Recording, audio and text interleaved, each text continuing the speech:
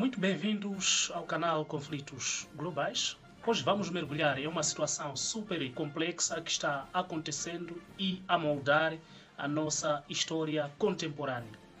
O secretário-geral da NATO, Mark Rutte, soltou uma bomba ao referir-se que a Rússia está elevando o nível do conflito na Ucrânia. Mas calma aí, será que é só a Rússia que está escalando? Vamos aos fatos. A Rússia tem estado a testar novos mísseis. O exemplo disso é o uso recente do míssil de médio alcance, míssil balístico, o chamado Oreshnik. E também, recentemente, há informações de que a Rússia tem recebido a presença, ou tem acolhido a presença de tropas norte-coreanas para poderem estar envolvidos no conflito. Isto é mais ou menos ou semelhante a adicionar a pimenta a uma comida que já está apimentada, sabe? Mas aqui vem a parte mais interessante de que ninguém tem estado a falar. Se você ainda não está inscrito neste canal, subscreva-se agora, ative o sininho das notificações, deixe o seu like e o seu comentário. Voltando para o vídeo, quando é o Ocidente a enviar armas modernas, sistemas de defesa antiaérea, treinamento aos soldados ucranianos, autorização para que a Ucrânia ataque dentro do território russo, então tudo isso não é considerado uma escalada. Não acha isso curioso? É como se nós tivéssemos dois pesos e duas medidas. Imagina um jogo de xadrez onde as regras devem ser ditadas simplesmente por um dos lados que está jogando. E a coisa não para por aí. Enquanto a mídia ou o mainstream foca nas ações russas, pouco se fala sobre o aumento constante do orçamento por parte do Ocidente. São bilhões em ajuda militar, são sanções econômicas cada vez mais duras contra a Rússia. Aliás, a Rússia é o país mais sancionado economicamente na atualidade. Isso também não seria, de alguma forma, convenhamos, uma escalada por parte do Ocidente contra a Rússia?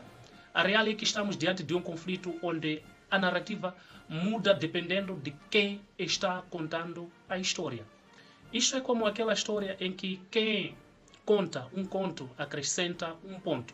Só que aqui a escala é a nível global e com consequências muito mais sérias. Mas precisamos ser sinceros. Guerra é guerra. Escalada é escalada. Não importa de que lado esta situação venha. A questão não é simplesmente apontar dedos, mas é entender que quando temos ou estamos em situações de conflitos internacionais, a verdade raramente vê no preto e no branco. Ou, em outras palavras, a verdade é a primeira a ser sacrificada, a verdade é a primeira que morre.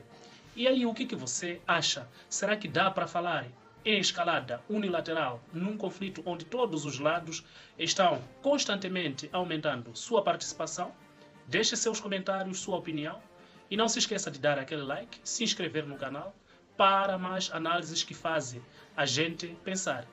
Pense comigo, se a paz é o objetivo principal, talvez precisemos começar a ver a escalada como escalada, independentemente de quem esteja promovendo essa escalada.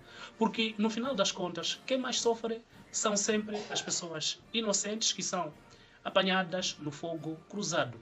Não estou aqui para defender nenhum dos lados, meus amigos. Eu estou aqui para mostrar que às vezes precisamos dar um passo para trás e olhar o quadro completo e em todas as suas vertentes.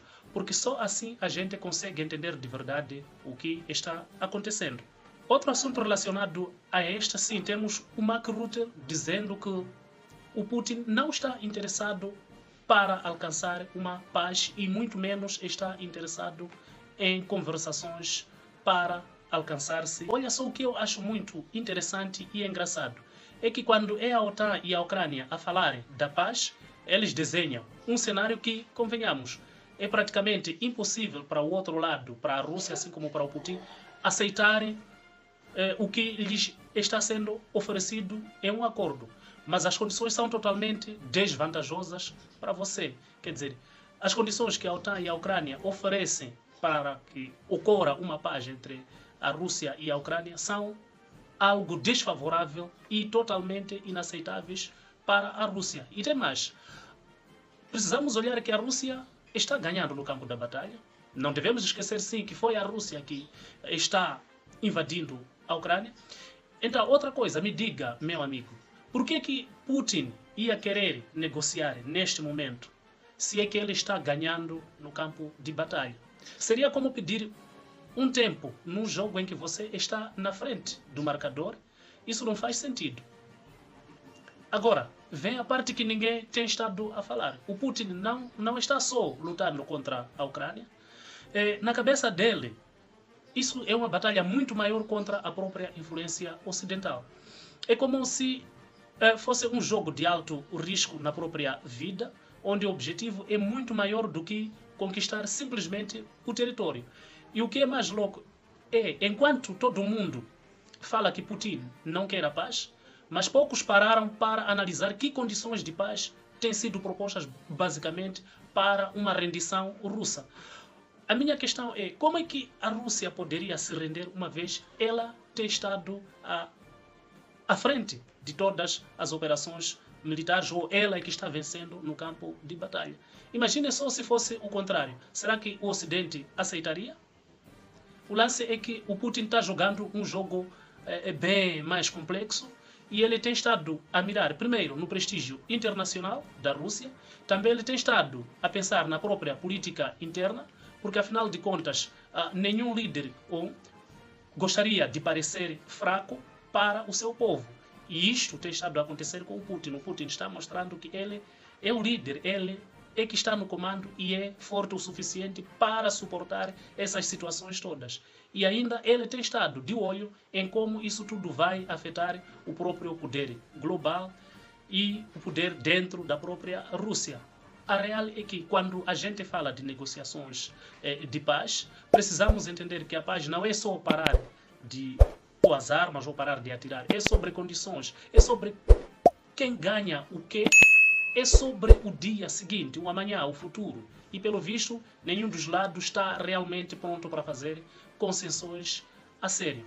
O que vocês acham? Será que existe mesmo uma vontade de paz de qualquer um dos lados? Ou será que todo mundo está só esperando que um dos lados fique fraco? Então deixe os seus comentários, subscreva-se no canal se você não é subscrito e comente acima de tudo. Muito obrigado pela sua audiência.